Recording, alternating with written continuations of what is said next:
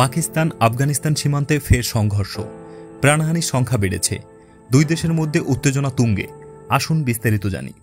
আসসালামু আলাইকুম প্রিয় দর্শক, আশা করি আল্লাহর রহমতে আপনারা সবাই ভালো আছেন। আজ আমরা আপনাদের সামনে তুলে ধরব পাকিস্তান আফগানিস্তান সীমান্তে ঘটে যাওয়া সাম্প্রতিক সংঘর্ষের সব গুরুত্বপূর্ণ তথ্য। মঙ্গলবার রাতে আফগানিস্তানের স্পিন বোর্ডাক ও পাকিস্তানের চামান জেলায় সীমান্তে সংঘর্ষ শুরু হয়। দুই পক্ষ একে অপরকে দোষারোপ করছে। আফগান তালেবান দাবি করছে পাকিস্তানি বাহিনী প্রথম হামলা চালায়। এতে অন্তত 12 থেকে 15 জন নাগরিক নিহত এবং শতাধিক আহত, যাদের মধ্যে 80 জন নারী ও শিশু।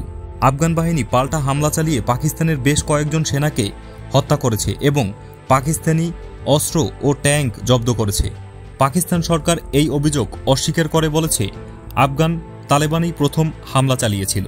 এর আগে শনিবারও সীমান্তে সংঘর্ষ হয়।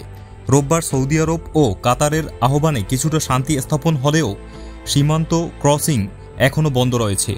পাকিস্তান অভিযোগ করেছে কাবুল তালেবান সমর্থিত পাকিস্তান তালেবান গোষ্ঠীর সদস্যদের আশ্রয় দেয়।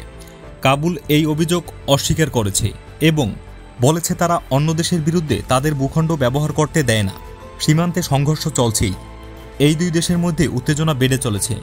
আন্তর্জাতিক সম্প্রদায় কী পদক্ষেপ নেবে তা নজর রাখার বিষয়। আপনি কি মনে করেন এই সংঘর্ষ কি দীর্ঘমেয়াদী সংকটের ইঙ্গিত দিচ্ছে? নিচে কমেন্টে লিখে জানাতে ভুলবেন না এবং যুগান্তর বার্তা চ্যানেলটি সাবস্ক্রাইব করুন, যাতে আন্তর্জাতিক এবং ইসলামিক খবরের সর্বশেষ আপডেট পেতে পারেন। আল্লাহ হাফেজ।